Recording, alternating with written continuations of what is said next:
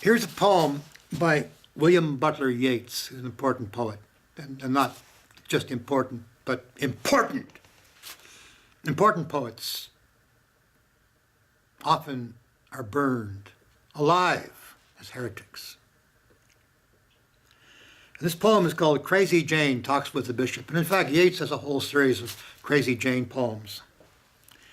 And I'm going to do this poem in two voices. One is the voice of the bishop, which is sonorous and stern. And the other voice is the voice of Crazy Jane, who's an old lady whose breasts are hanging down to her belly button. And this poem was the credo, the statement of belief of the entire surrealist movement that burst upon the world after World War I in Paris. Crazy Jane talks with the bishop. "Hey, I met the bishop on the road, and much said he and I. Those breasts are flat and fallen now, those veins must soon run dry. Live in a heavenly mountain, not in some foul sty. Ah, fair and foul and near of kin, and fair in each foul I cried, me friends are gone, but that's a truth, nor grave nor bed denied. Learned in bodily lowliness, and in the heart's pride. A woman can be proud and stiff when on love intent, but love has pitched his mansion in the place of excrement, for nothing can be soul or whole that has not first been rent." Woo, shit, isn't that something, man? Holy fuck, William Butler Yeats. Crazy Jane Talks with the Bishop. One day, I was working up in my workroom. I was doing heavy-duty shit I thought was important. And a friend came by and said, "Would you care to have a beer with me?" I said, no, not now. I'm too busy. And he started to leave and thought, what kind of an idiot asshole are you? You haven't got time to have a beer with a friend? Nothing's more important than having a beer with a friend. So we came downstairs, and it's a nice hot summer day. We sat on the front porch there, across from the beer store, and we had a couple of beers. Along came this dude carrying a big bag of stuff, heavy duty, weighed a lot. Native guy. And he puts the bag on the corner of the fence to rest himself, and he looks like he's dying of thirst. Now, in the Last Judgment, the Lord separates human beings and puts some of them on the left and some of them on the right. He puts the goats on the left, he puts the sheep on the right. And he says to the sheep, "You saw me hungry, you saw me thirsty, you saw me homeless, you saw me naked, you saw me sick, you saw me in prison. You passed me by. You helped me, he says to the sheep on the right. And they go, "When did we help you?" He says, "When you did the least of these, you helped me. Now come on in, you belong here." And to those on the left, he says, "You saw me hungry, you saw me thirsty, you saw me homeless, you saw me naked, you saw me sick, you saw me in prison, you passed me by." And they go, "When did we do that to you?" He says, "You did that to these the least. You did that to me. Now fuck off and go to hell where you belong." So this dude's coming down the street, native guy, puts the weight of this thing on the corner of the fence so he can hold it there, and he stops and catches himself. And I said to him, "You look like you're dying of thirst." He says, "Oh, am I?" I said, "Go in there and get yourself a glass of water." So he came into the house and he got himself a glass of water. Got a couple of them. Turned out he was from way up north, what we call Eskimo country. He was a native carver and native painter. And he was touring the world, showing off his art. And he came in my door, because I saw he was thirsty. He was a stranger. People are afraid of strangers. I'm not afraid of strangers. I have the only open door in the world that welcomes the stranger to it. And you know what? He wound up living here for that summer. He left a piece of his work on the wall. You know, people believe that the sin of Sodom and Gomorrah, if you're listening to TV preachers, was guys getting on with guys. No, it wasn't. Jews know it wasn't. That's why they dismiss Christianity, because Christianity is preached in the main by people who don't know what the fuck you're talking about. A Jew who knows the Torah listens to a Christian preacher preach and goes, "That man is clueless, man. How can they possibly believe this shit?" And they do in the millions, you know? They go to a Billy Graham rally, and Billy says, and his son says, Graham says, Franklin says, "Come down here and give yourself to the Lord." And it's all mass hypnosis. They come down like lemmings over the cliff into the ocean and give their souls to a God who never existed. Am I saying God doesn't exist? No, I'm not saying that. I am saying that the God that Franklin Graham preaches, Ernst Ainsley, Jimmy Swaggart, all those TV preachers preach, that God doesn't exist, never did. He's something they made up. It's a con job to get the pension checks of old folks so these guys can have bathrooms with gold-plated faucets. That God doesn't exist. Always welcome a stranger into your home. I've been told by the city of Toronto it's illegal to invite strangers into my home. Yeah. And that was the sin of Sodom and Gomorrah. That was the true sin of Sodom and Gomorrah. They didn't welcome the stranger. Now, the God that's real, that's the one thing most he hates. People who are not friendly to strangers. So many people have walked in my door, strangers, and walked out, my brothers and sisters. The number, well, you look up here on the wall. There's a map of Canada, one of those strangers brought in. See that map? See all those thumbtacks in that map? I'm going to run this camera over that map.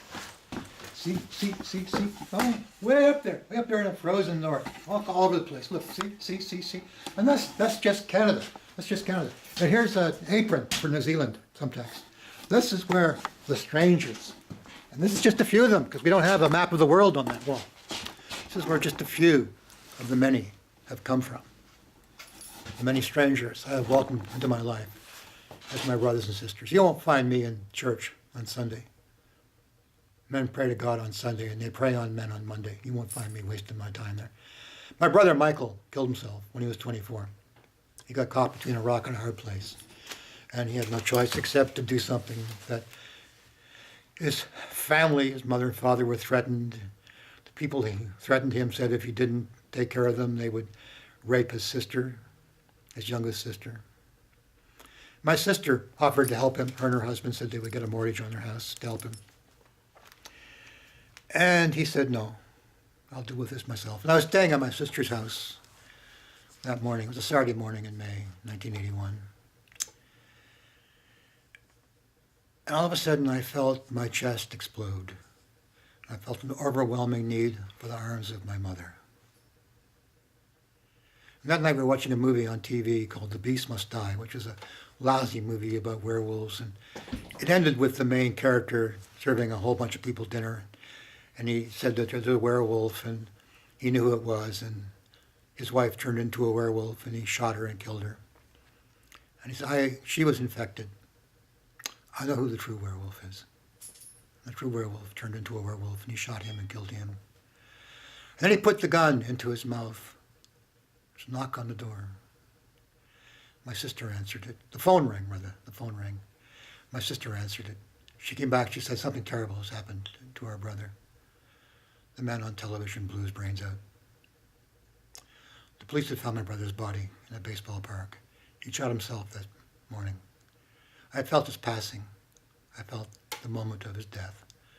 Years later, I learned that young men who die in combat feel an overwhelming need for the arms of their mother.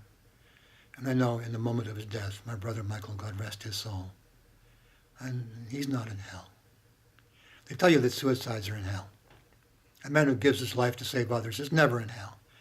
And he gave his life to save his mother and father and his little sister and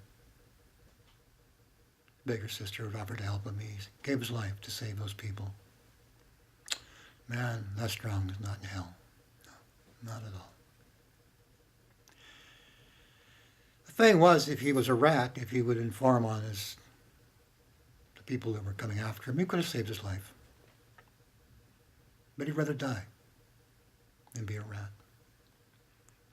He's a very unique man. I love him dearly.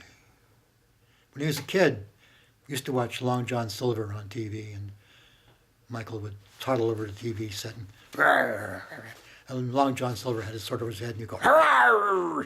And Michael walked over to the TV set and he spat on the TV screen and Long John Silver went, "Hurrah!" And Michael jumped back, "Woo!" It was funny. His death wasn't funny. Death wasn't funny at all. No death like that is funny. The death of a great man is never funny. When the mob comes howling or whatever. The good people said he was a bad boy. Well, that bad boy at his funeral had a huge crowd of people of all ages. Old folks he'd helped, mowed their lawn, done something nice for them. Young people he'd helped.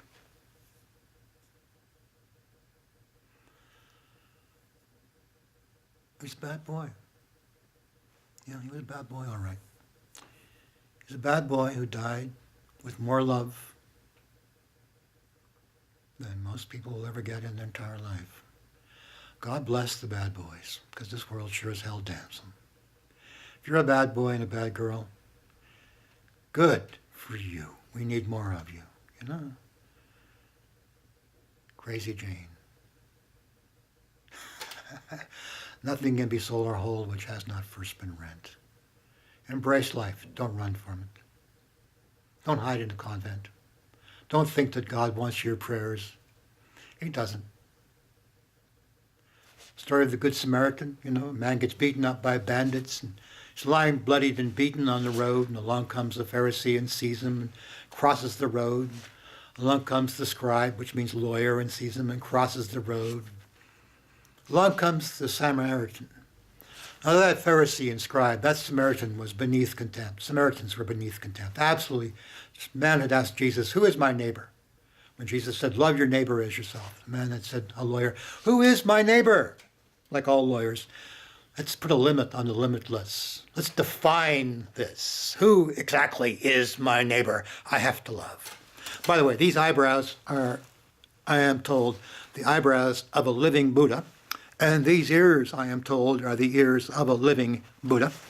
I regularly present the film of Siddhartha, based on a novel by Hermann Hesse. And when Caucasian Buddhists arrive, they come to my door, and they're not too sure if they can come in because it's in a house. That's strange. Asian Buddhists, on the other hand, leap up the steps. They say, "It's so wonderful you're doing this. And by the way, you have the eyebrows and the ears of a living Buddha."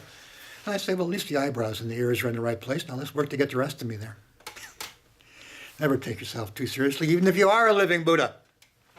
I've been told I'm a crazy wisdom yogin by a Tibetan Lama who was about much below the Dalai Lama. I said, what's that? He said, "That's the highest compliment I as a Buddhist can pay you." Well, I looked it up, and it is. So, maybe I am a living Buddha. I don't know. I'm just a regular old man in Toronto who's had a wonderful life, and is intent on making sure it stays that way. Despite the demonic forces that are around me right now, I'm making sure that it isn't. It's illegal in Toronto to invite a stranger into your house. There's an article on it, published on the web, where a woman who's the head of Metro Licensing and Service was asked by the reporter, "What's different about Reg Hart doing what he does and me having friends over to see a film at my place, my home?" And she said, "Well, he's inviting strangers into his house, people he doesn't know." See? No, but they're people I'm about to know. People I'm about to meet.